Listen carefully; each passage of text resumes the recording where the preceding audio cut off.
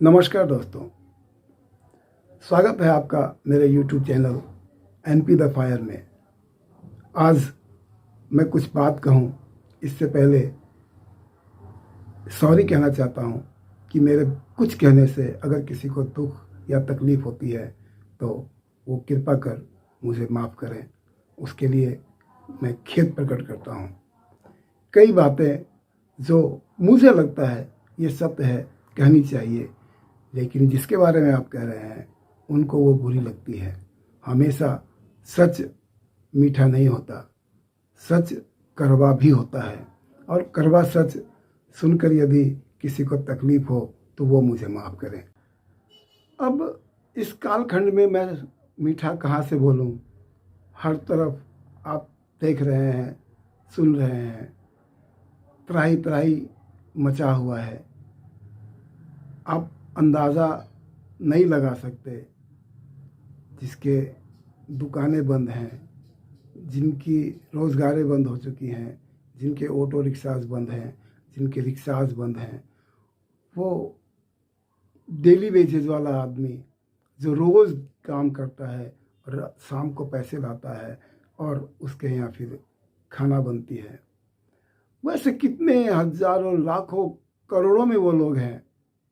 आज उनकी स्थिति कैसी हो चली है, आप उनके दर्द उनके नज़दीक जाकर सुनेंगे तो शायद आपका कलेजा मुंह को आए। ऐसी विवश स्थिति में मैं मीठी बातें कैसे करूं? फिर भी मैं कोशिश करूंगा कि आपको इतिहास के उन पन्नों में लेके जाया जाए जहां आप थोड़ी देर के लिए इन समस्याओं से थोड़ा सा आपको मुक्ति मिले। मैं बात करना चाहता हूं आज श्री कृष्ण के उस प्रसंग की जो श्री कृष्ण राधा को छोड़कर, राधा से उसका बिछोह हो गया है। जब वो बहुत ही विवल हो चला है, उसको गोकुल की बहुत याद आती है, राधा की बहुत याद आ रही है।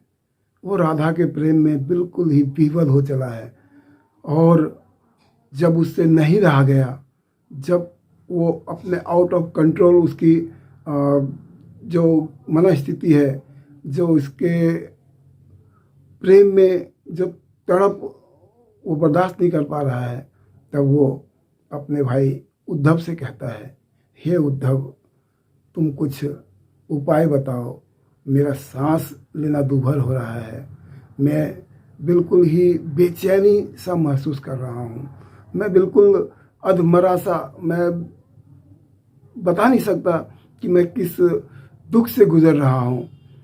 मुझे यह प्रीत, मुझे यह अनुभव, मुझे ये प्यार का जो तड़प है वो पहले कभी महसूस नहीं हुआ था, और मैं बहुत ही असहज होता चला जा रहा हूँ। मुझे ये क्या हो रहा है? मुझे कुछ तसल्ली दो, मुझे कुछ बताओ कि इसका उपाय क्या है।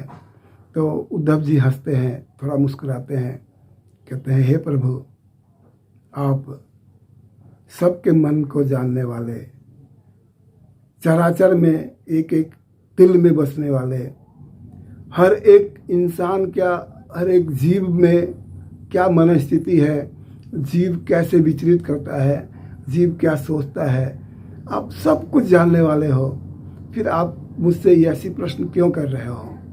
कहा, नहीं उद्धव, ये ऐसा मुझे लग रहा है, मैं ये फील कर रहा हूँ, आपसे मैं उपाय मांग रहा हूँ, आप मेरे पे प्रयास न करें, आप मुझे सिर्फ ये बताएं कि मैं इसको कैसे शांत कर सकता हूँ। उद्धव बात को समझ गए।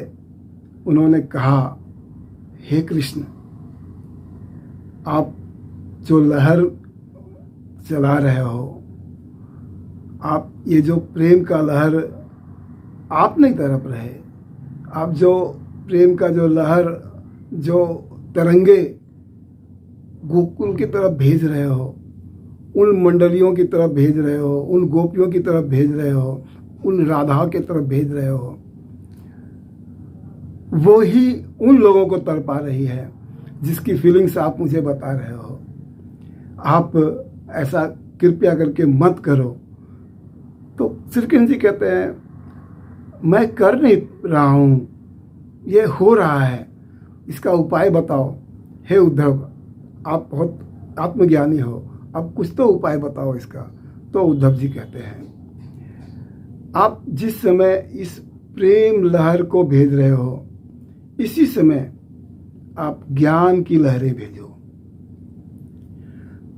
एक ज्ञान की लहर ही ऐसी है, ज्ञान का वेव ही ऐसा है जो उनके मन को शांति दिला सकती है। तो दोस्तों, इस कोरोना काल में भी ज्ञान की लहर उस प्रेम वाली अफवाहों की जैसी एक मिथ्या लहर को अगर हम समाप्त करना चाहते हैं तो उसे समाप्त करने के लिए ज्ञान की लहर ही ज़रूरी है। ज्ञान की लहर की ज़रूरत है, परम आवश्यक है। इसलिए सभी लोग बहुत धैर्य से, बहुत धीरज से सोचिए, समझिए। ये कालखंड है जो आया है, जो बीत भी जाएगा। हम असहज ना हो, ज्ञान रूपी मस्तिष्क में टटोले और बिल्कुल शांति से इस लहर को महसूस करें, इस ज्ञान को महसूस करें और स्थिर होकर इस कालखंड को निकल जाने दें। सबका भला होगा। सब फिर से एक दिन ऐसे ही बहुत अच्छे मोड़ पे आएंगे और मिलेंगे। नमस्कार, धन्यवाद।